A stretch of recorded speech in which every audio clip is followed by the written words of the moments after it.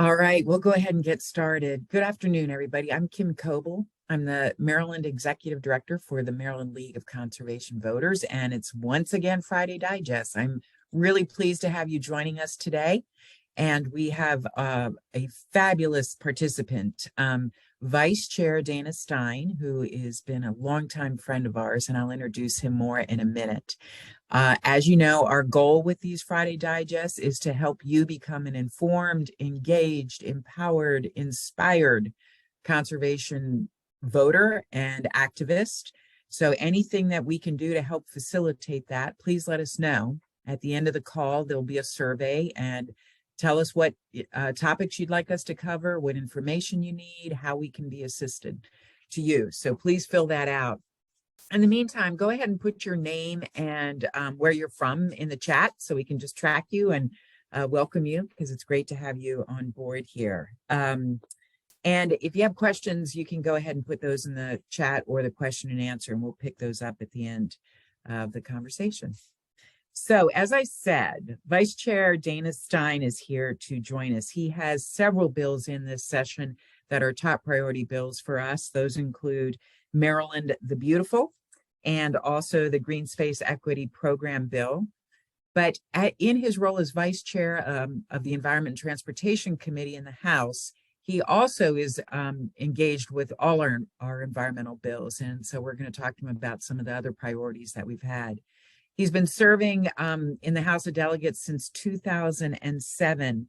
And in addition to being vice chair of the committee, he has several leadership roles. He's served on the board of Maryland Environmental Trust. He currently serves on the Atlantic States Marine Fisheries Commission, which is a regional organization dealing with fisheries. He works with me on the Commission for Climate Change, and he's on the Chesapeake Bay Commission and the Soil Health Advisory Committee. If that's not enough, he has a day job. He's the founder and executive director of Civic Works, which is a Baltimore institution that has provided job training and skills development through the AmeriCorps program for the last 20 years. So he comes with a great deal of expertise and enthusiasm. The one reason we've also had asked Vice Chair Stein to join us today is that he is a great example of our work. And there, as you know, there's a national LCV, and then there's state leagues, about 30 plus state leagues that work with the national. Gene Karpinski is the president of the National League of Conservation Voters, and he has this saying, when we get our friends elected, great things happen.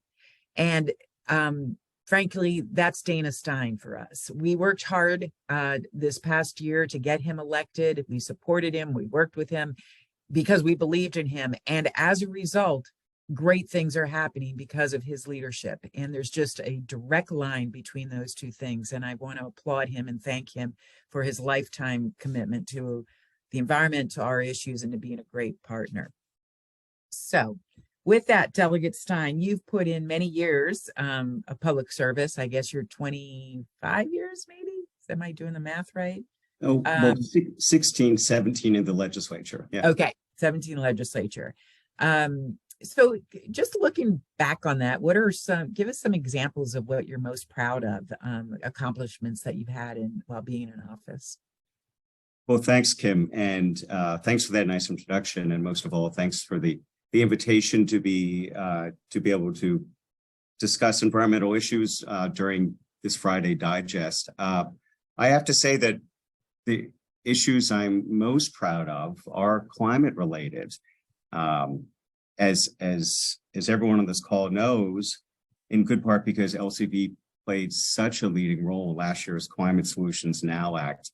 CSNA was really a monumental bill and established very important, very ambitious goals or targets for reducing greenhouse gas emissions, and integrated environmental justice into the considerations for climate, had a number of very specific ways to help get us to the goal of 60% reduction by 2031 and then net zero by 2045.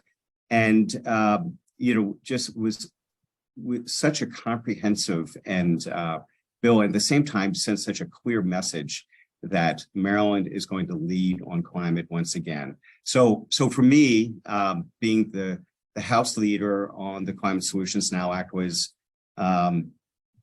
it was what I consider to be my most significant accomplishment. And even though it wasn't my bill, which was passed, I sort of worked a lot on it. And, I consider the climate legislation the biggest thing I've done and maybe will ever do in the legislature. So, and then I guess after that, there was another climate bill that I had in the House. Senator Pinsky had it in the Senate in 2018 that dealt more with adaptation to the effects of climate change, dealing with sea level rise and coastal flooding, which, as we know, Maryland is, of course, very vulnerable to that, to sea level rise, storm surge, coastal flooding. And so that legislation tried to better adapt Maryland, especially from the point of view of protecting state assets to the the growing impacts of sea level rise. So those are the two things that come to mind as the ones that I'm most proud of. And if I was to go down the list of other things, I'm sure almost all of them would be environmental. Well, that speaks volumes. And I will say that your leadership last year on Climate Solutions Now made all the difference. Thank you. There's styles and approaches, and you had the right style and the right approach right when we needed you. So thank you for that. Let me stick with that bill a little bit, though. It turned out to be a phenomenal bill, and in fact, it set Maryland up as a national leader. And we've heard this recognized on the national level, that it's got the most aggressive greenhouse gas reduction goals in the country and really put Maryland in top notch. Now, passing a bill is one thing, but then implementing it is another. And I know you, as part of the Commission on Climate Change, we've talked a lot about implementation, but just generally, where do you see the opportunities and the hurdles in implementing that bill and making sure we meet those goals? Sure. No, that's a very important point. As celebratory as we were when the bill passed, recognizing its accomplishments, there is a lot of hard work that goes into implementing all the different provisions. A lot of that work is to be done by the Department of the Environment, and they're working, for example, on the building energy performance standards, BEPS, which we pass as part of that. And the regulations, the implementing regulations, sometimes can be even more important than, what's set out in a bill. So fortunately, we know that MDE is working hard to do draft BEPS regulations. And at the same time, it's important that, we monitor their development and implementation of those regulations. Also, there were a number of other studies which were mandated.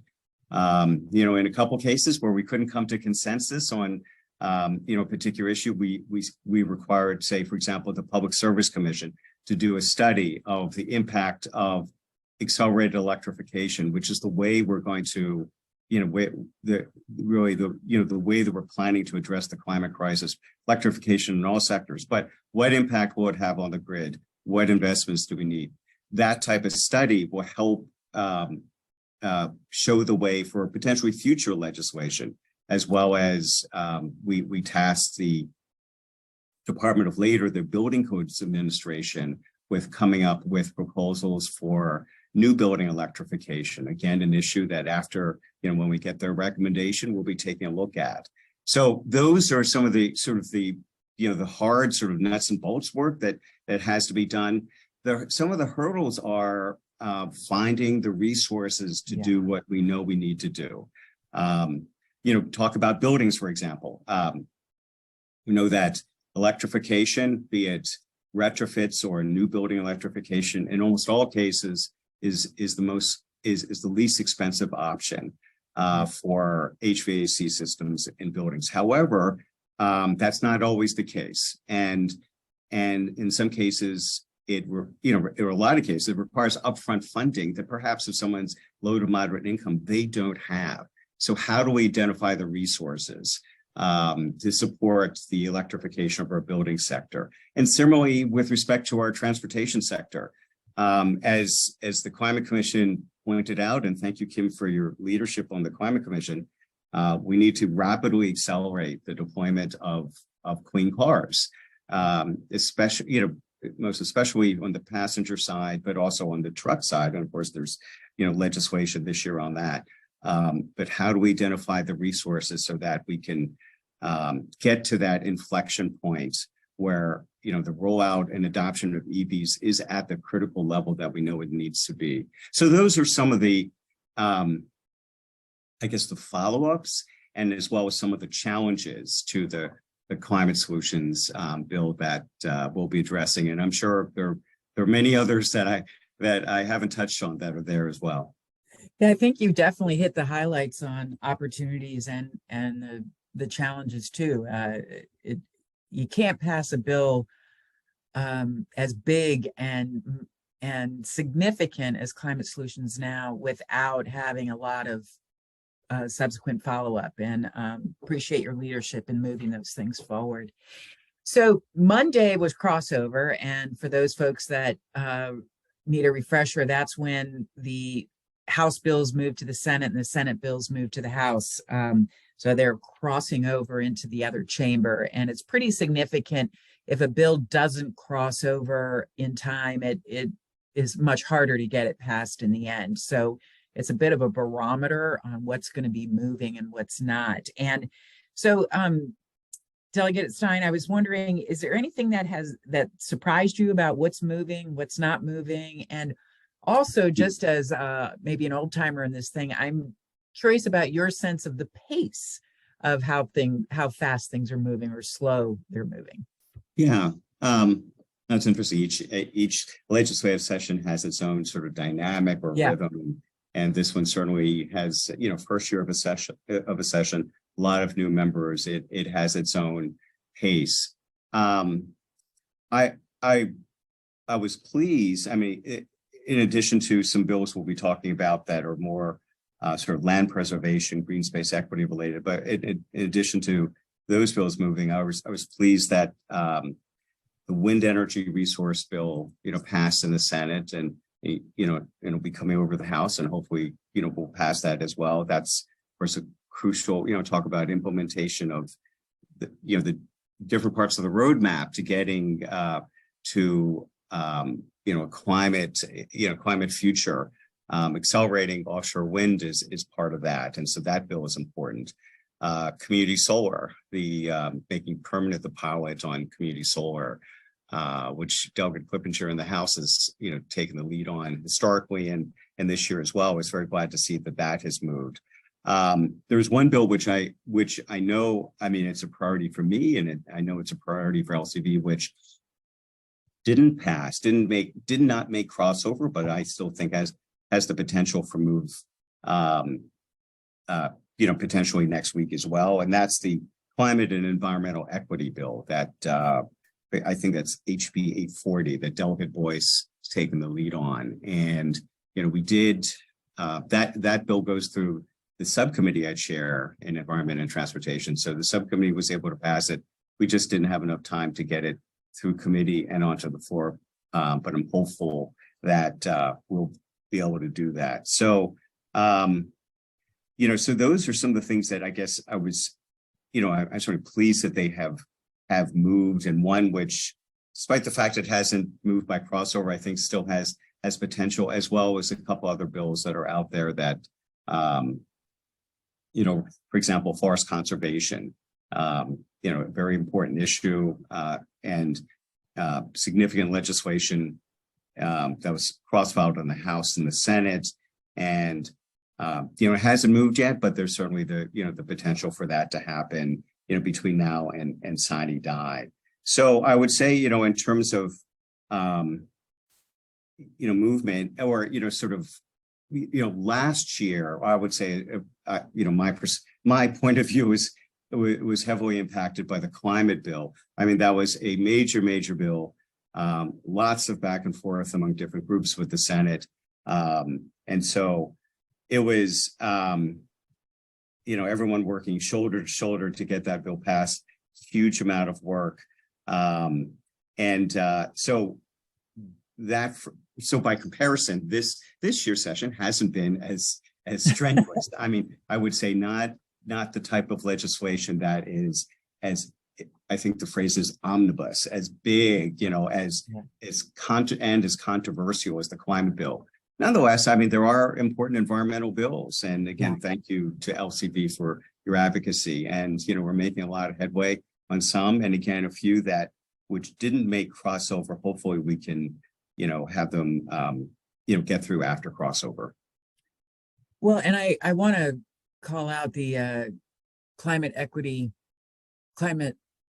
what are we calling it now? Climate, Environment, and Equity Act. And that's the bill that you mentioned did not make it over crossover, but you did pass it. And that is significant leadership. This is a bill for everyone that starts to really look at cumulative impacts and environmental justice in the permitting system. And it is a tough topic. It's a new topic. And to have the leadership to move that bill through the committee was significant. And you and also Delegate Boyce, who we need to really give a shout out to. We're hoping it makes it further. And if it doesn't pass this year, we're really hoping it'll be back next year to pass. But thank you for that. Let's touch base on the Maryland the Beautiful and Green Space Equity, which are two good news stories right now, I think, and also that you've been a real leader on. Can you describe those bills really quickly and what the status is for them? Sure, be happy to. Green Space Equity, as its name suggests, is a bill that reflects the fact that while the state has been very good at preserving open space, preserving green space, through our different land conservation programs, we have been not very good at preserving green space in underserved and overburdened communities. And those, and again, thanks to LCB, we, the Climate Solutions Bill provided a very good definition for those communities.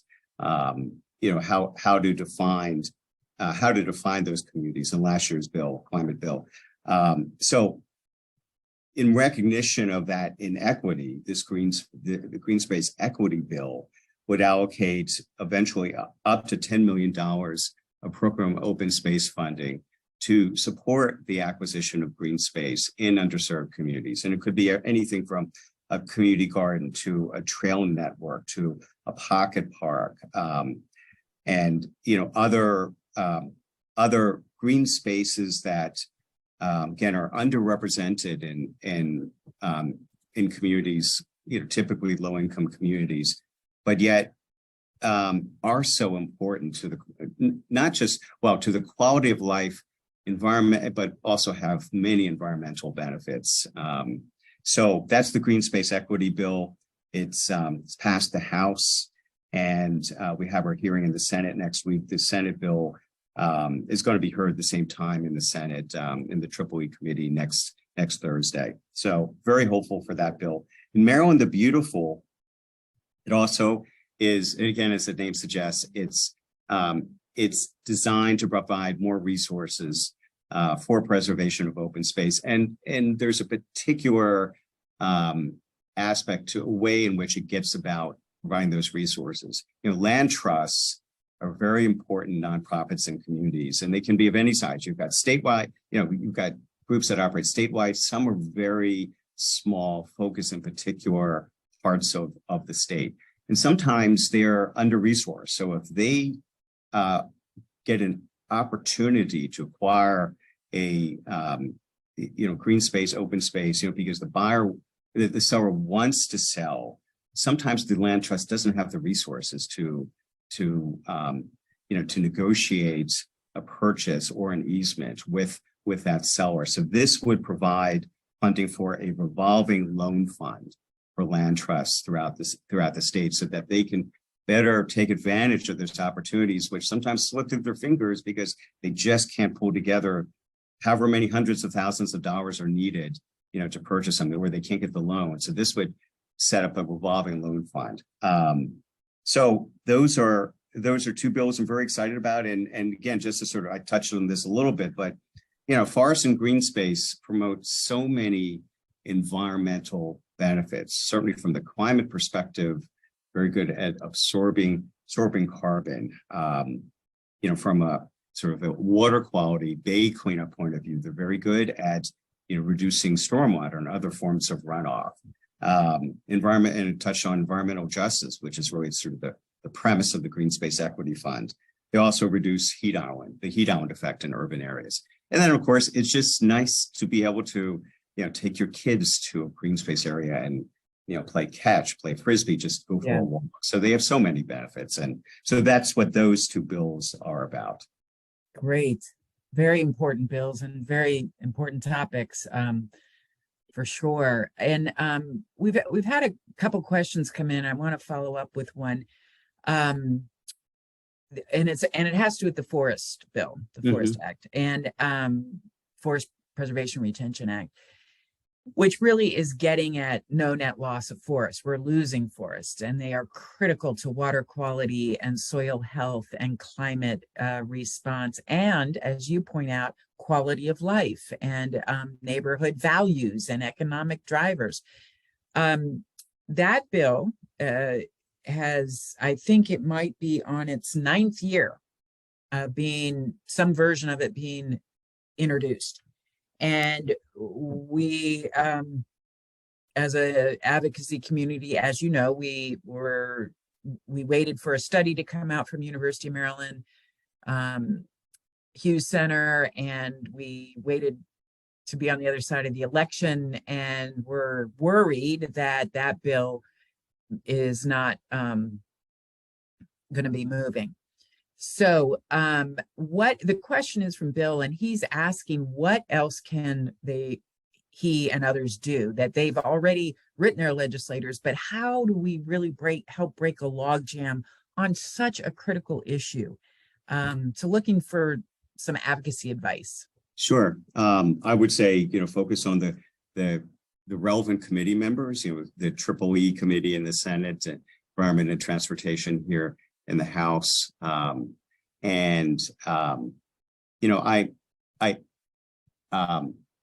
Without saying that, without representing that what I'm about to say comes from, the leadership, the Speaker, the Senate President, I'm hopeful that there will be legislation that moves this year. I think I think there's a fairly decent chance that something will move in the Senate, that the legislation will move in the Senate. But certainly there's interest here in the House side and recognition that that we need to protect forests more from the impact of development. And as you said, Kim, forests and especially in a number of counties are, we've had significant loss in a number of the counties, and also forests have been broken up by development, and so even that impacts the value of forests ecologically to the wildlife even more than sort of even disproportionate to the effect of how many acres were lost in a particular forest. So there are a number of protections that are reflected in the Forest Conservation Act that in the legislation is pending on FCA that would get at some of those issues. So I'm hopeful that that is some good legislation. Really great news. And just so everybody's aware, the Forest Conservation Act has not been updated since 1991. So it's a law that is really important, but has not kept up with the times as cities change and counties change and zoning changes and development changes. That law has not. So it really does need to move. And not to put words in your mouth, Delegate Stein, but I'm hearing that a message of support would be good, that, versus maybe punching your legislator in the nose. Yes, positive encouragement is encourage them to do the right thing. That's right. That always sits better. And look, not to say that there are times when, on on other occasions or something where criticism is more the order of the day. But I Right. think that it's still in play, and so positive encouragement to pass the FCA bill would be helpful. Yes, great. Let's see. I think let me okay, good point, Sonia, about Allegheny and Garrett counties being included. So that thank you for that.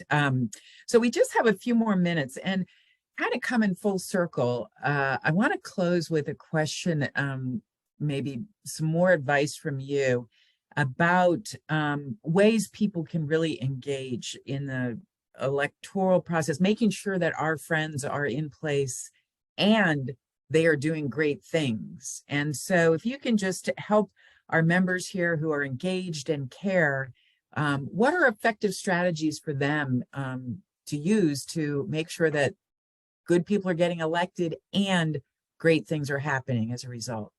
Sure. It's, in terms of when we're in session, I'll talk about in terms of sort of communicating with legislators.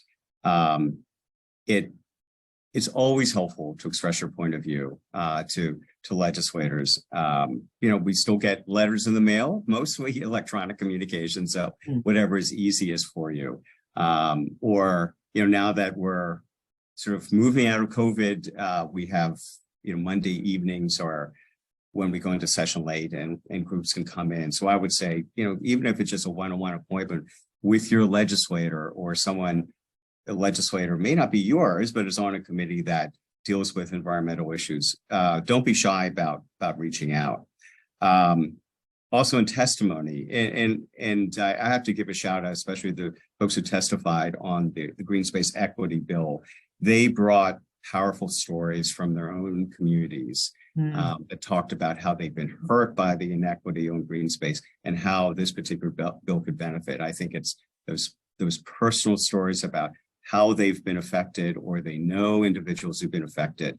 That's that's the best kind of testimony. Not to say that just general advocacy isn't important and useful. It certainly is helpful, but especially if you have a personal story. But then also I'd say, even after legislative session, we all go to community association meetings.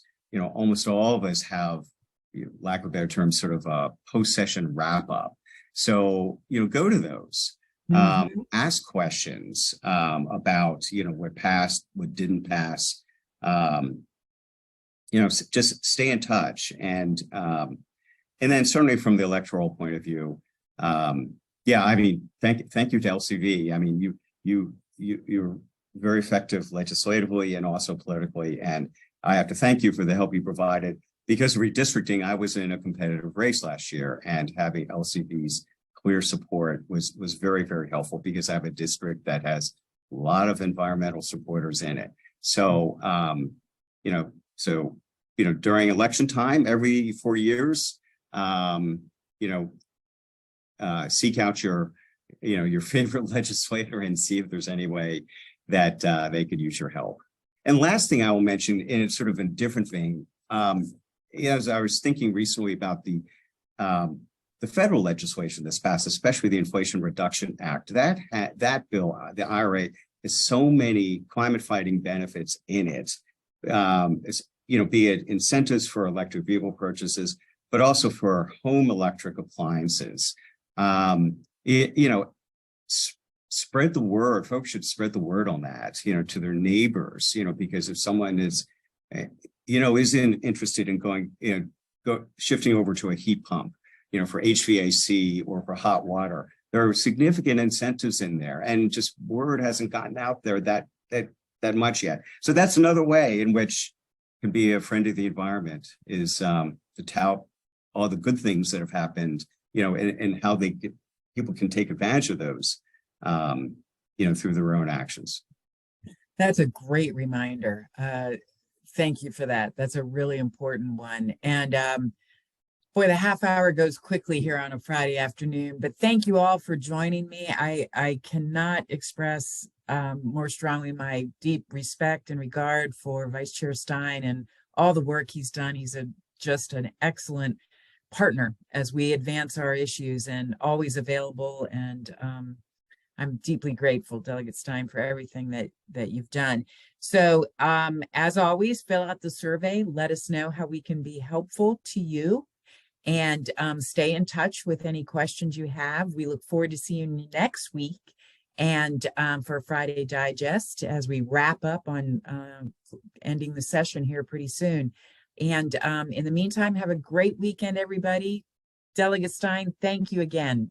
Take care. My pleasure. Thank you.